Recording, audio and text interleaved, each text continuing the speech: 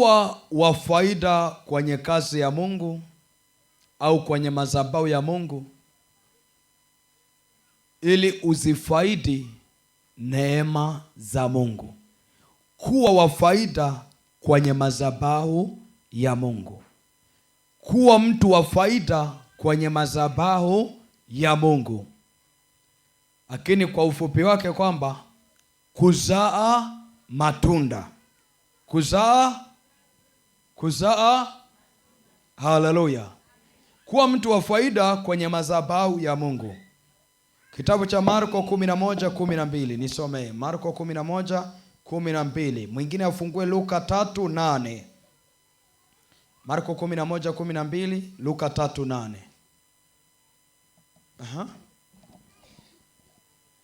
Nasoma Marko 11 mstari wa 12. Neno la Bwana linasema, ndio, hata asubuhi yake walipotoka Bethania, aliona njaa. Akaona kwa mbali mti wenye majani. Haleluya. Amen. Huyo ni Yesu. Alipokuwa anatoka kwenye mji wa Bethania, aliona njaa. Lakini alipoona njaa, akaona mti wenye majani. Alipoona ule mti wenye majani, akajua ya kwamba lazima pale nitapata kitu cha kutuliza njaa. Akaenda ili labda aone kitu juu yake. Akaenda pale ili aone kitu juu ya ule mti. Bwana Yesu asifiwe sana. Amen. Ni sawasawa na leo hii madhabahu ya Mungu iko na njaa. Yesu yuko na njaa, ameona njaa, anahitaji kazi yake iende. Anahitaji tuwe na madhabahu nzuri. Anahitaji tuwe na kanisa nzuri. Nyumba yake ipendeze. Ameona njaa. Sasa akaona mti. Ule mti una majani mazuri. Akasogelea kwa ule mti. Ni sawasawa na vile wewe unavyoonekana. Ni sawasawa na wewe unavyong'aa. Wewe ni mti. Haleluya. Akakusogelea kwamba akakuvuta karibu na yeye ili uweze kumsaidia kwa ile shida. Ako na njaa. Halo. Amen. Na alipofika hakuona kitu ila majani. Kitu kibaya, alipofika hakuona kitu ila majani. Tukikaa hapa miaka hadi miaka, Bwana ametuleta hapa, ametukutanisha ili tuifanye kazi yake, ili tumheshimishe ndani ya mji huu wa Sanyajuu, ili tuwe wa faida kwenye madhabahu yake. Vile anatutendea muujiza na mambo makuu, na sisi tuweze kufanya kazi yake, tuwe wa faida. Maana chochote ulichokuwa nacho ni Bwana amekupatia. Bila neema ya Bwana hakuna kitu tungekuwa nacho. Bila neema ya Bwana hakuna kitu tungeweza kufanya. Haleluya. Alipoona ule mti, akajua kutakuwa na matunda, angetuliza njaa. Ndio sawasawa na leo alipokuleta hapa. Wewe umekuja na tatizo lako, lakini pia hilo tatizo yeye analitatua, lakini yeye anahitaji ulifanye kazi yake kwanza. Anahitaji uifanye kazi yake kwanza. Maana yeye yuko na njaa. Amen. Amen. Ameona kwako kuna kitu, labda utafanya kitu cha kuinua kazi yake. Maana si wakati wa tini. Mstari wa 14. Kwa sababu sio wakati wa tini, kwamba hawakuwa wakati wa matunda. Mstari wa 14. Akajibu akauambia. Tangu leo hata milele. Mtu asile matunda kwako. Haleluya. Wanafunzi wake wakasikia. Tangu leo na hata milele. Mtu asile matunda kwako. Akaulaani ule mti. Wanafunzi wake wakasikia. Kwa nini Yesu aliulaani ule mti? Aliulaani kwa sababu alitarajia kupata matunda pale, kwamba aliufika kwenye ule mti, yeye alikuwa na njaa, lakini akakuta tu ni majani na hakuna tunda lolote. Sasa na yeye akasema huu mti unakuwa unapata, umekaa kwenye rutuba nzuri, ni kazi ya Mungu. Umestawi, ni kazi ya Mungu. Una majani mazuri, ni kazi ya Mungu. Kwa nini ukose matunda? Haleluya. Alipoona hauna faida na kwa wakati ule haujamfaa jambo lolote, akaulaani ule mti. Bwana Yesu asifiwe sana. Amen. Lazima kwenye kazi ya Mungu kuna mahali umfae Mungu. Lazima kuna mahali umfae Mungu. Kama huwezi kumfaa Mungu, hautaona baraka kwa maisha yako. Hakuna mtu atabarikiwa kupitia wewe, kwa sababu yeye anahitaji umfae kwanza yeye. Bwana Yesu asifiwe sana. Akaulaani ule mti. Mstari wa 15. Wakafika Yerusalemu. Haleluya. Njoo mstari wa 19. 19. Mstari wa 19. Na kulipokuwa jioni alitoka mjini. Mstari wa 20. Na asubuhi walipokuwa wakipita, waliona ule mti umenyauka. Haleluya. Na kulipokuwa jioni, hiyo ni asubuhi, alilaani huo mti. Kulipokuwa jioni, wanapita tena pale, wakaona ule mti umenyauka. Toka shinani. Toka kwenye shina. Petro akakumbuka habari yake. Petro akakumbuka habari ya ule mti. Akamwambia Rabi. Akamwambia Mwalimu, tazama mtini ulioulaani umenyauka. Huu mti ulioulaani umenyauka. Bwana Yesu asifiwe sana. Amen. Haleluya. Amen. Haleluya. Amen. Kwa lazima tuwe watu wa kuzaa matunda. Unapowaza kwa habari ya uchumi wako kuinuka, waza pia kwa habari ya kuinua kazi ya Mungu. Unapowaza kwa habari ya amani ya familia yako, waza kwanza kwa habari ya amani ya madhabahu ya Mungu. Unapowaza kwa habari ya hali ya watoto wako na familia yako, waza pia kwa habari ya madhabahu ya Mungu. Maana ukiwaza kwa habari ya madhabahu ya Mungu, ndipo utaona neema kwenye maisha yako. Ndipo utakuwa mti wenye kuzaa matunda. Ndipo utakuwa mti wenye kuzaa matunda. Yes. Haleluya. Mungu achilie neema kwenye maisha yako mama. Haleluya. Yule mwanamke wa Sarepta ambaye Elia alifika kwenye mji wake, Elia alipobisha hodi kwa ule mji, yule mama, Elia akamwambia, mama, ninahitaji chakula. Yule mama akasema, sina kitu chochote isipokuwa na kiasi kidogo cha unga ambacho ninataka nipike mimi na mtoto wangu ili tuweze kufa. Elia akamwambia, mama, nitangulize mimi kwanza. Pia unapaswa kuwaza kwa habari ya madhabahu ya Mungu. Hii habari ya madhabahu ya Mungu itabadilika kwa namna gani? Itainuliwa kwa namna gani?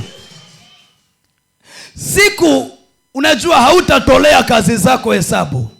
Hata kama wewe ni nani, utatolea ile kazi umefanya ya Mungu. Umeinua kazi ya Mungu, umeisapoti kazi ya Mungu. Kila mtumishi unayemuona, tunapenda kufungua TV, unaweza fungua redio, unayemuona ujue kuna watu waliosababisha huyo mtumishi kuinuka hadi kufika hapo. Kuna watu waliosababisha huyo mtumishi kusikika. Ukisoma historia ya mtumishi yoyote, kuna watu waliomshika mkono, waliosimama na yeye. Walianza wawili hadi wakawa maelfu, hadi wakawafikia maelfu. Lazima kuwe na watu wa kusapoti hayo maono.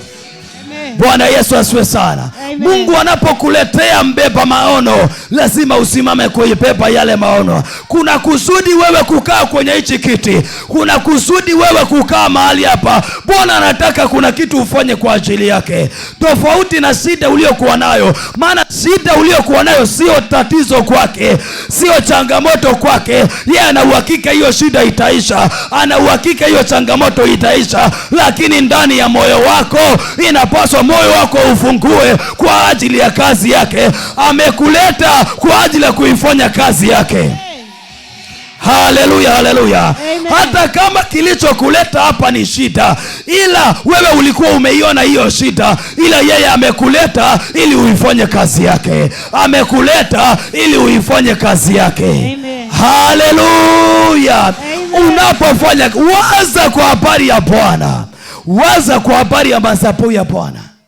Mtu mmoja anaitwa Dorcas kwenye Biblia, yeye alikuwa anasema kwamba amejaa matendo mema na sadaka nyingi, akaugua akafa. Baadaye watumishi wa Mungu wakafika pale, akina Petro walipofika pale, wakaona ile sadaka ametoa, akaona vile anashonaga vitambaa vya kanisa, akaona vile nyumba ya Mungu inapendeza, akasema yuko wapi? Wakasema tumemlaza kule orofani, tunasubiri kwamba nini utaamua kwa habari yake, nini Mungu ataamua kwa habari ya mtu kama huyu aliyejaa matendo mema. Petro akasema nipelekeni huko orofani, wakampeleka. Baadaye akamwita Dorcas, amka. Dorcas akaamka, maana Petro alipata kitu cha kumwambia Bwana kwamba Bwana, kumbuka huyu mtu mahali hapa pote ni sadaka yake, mahali hapa pote ndio sadaka yake, amejaa sadaka nyingi na matendo mema, kumbuka.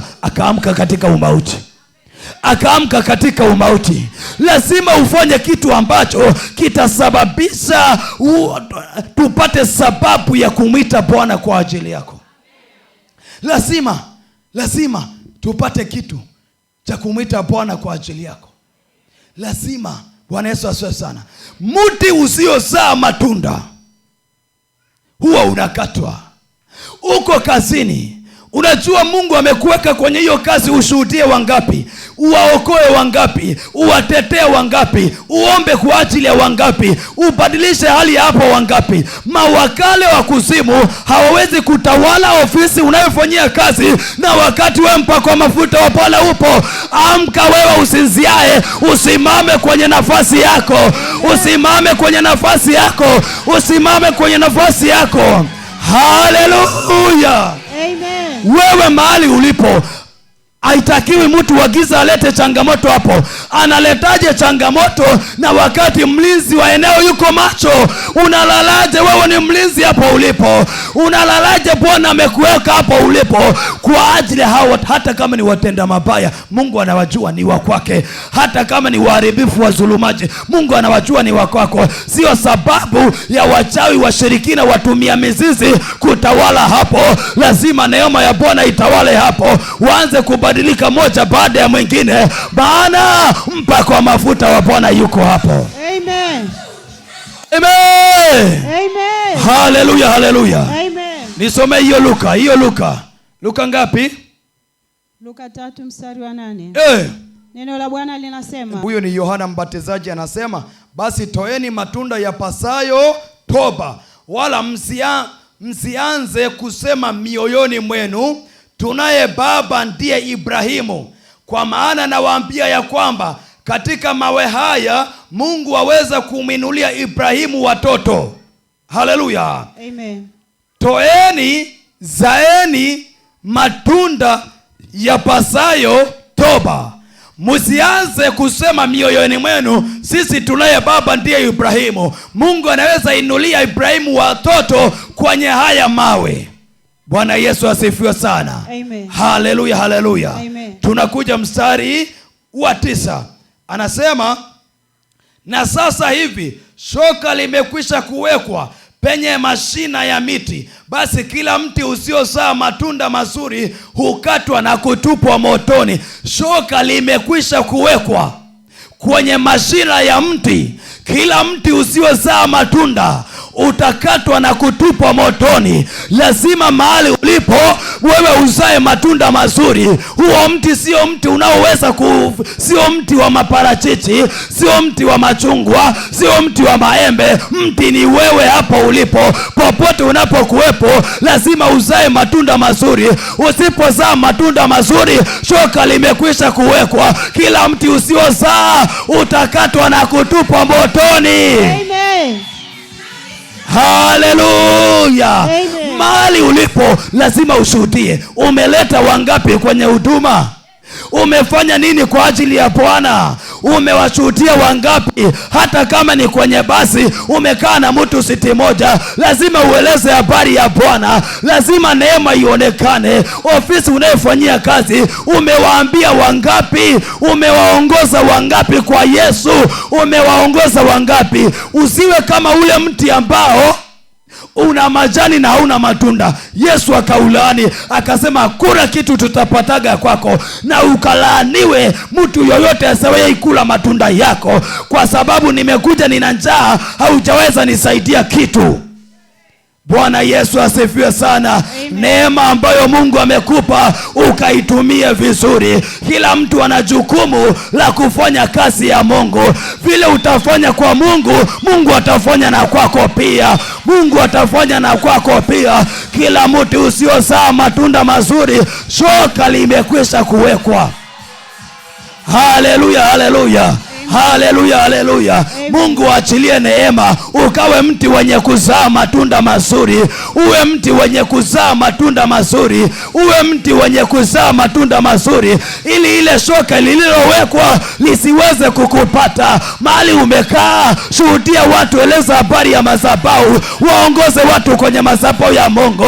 Waongoze wenye uhitaji kwenye madhabahu ya Bwana. Waongoze wenye uhitaji kwenye madhabahu ya Bwana. Maisha yako yakawe maisha ya ushuhuda. Matendo yako yakawe matendo ya ushuhuda, maana shoka limekwisha kuwekwa. Kila mti usiozaa matunda utakatwa na kutupwa motoni. Amen. Haleluya, haleluya. Amen. Haleluya, haleluya. Makutano wakamuuliza, tufanye nini basi? Akawaambia, mwenye kanzu mbili na umpe asiye na kanzu. Maana ya mwenye kanzu mbili ampe asiye na kanzu ni kwamba wewe kama una neema, ambukiza mwingine neema. Kama una neema, ambukiza mwingine neema. Yesu amekomboa maisha yako, msaidie na mwenzako Yesu akomboe maisha yake. Yesu ameachilia neema kwako, saidia na mwenzako Yesu achilie neema kwake. Haleluya, haleluya. Nafasi yako mwana wa Mungu, usimame kwenye nafasi yako ukawe mti wenye kuzaa matunda. Amen. Uwe mti wenye kuzaa matunda. Amen. Uwe mti wenye kuzaa matunda. Amen.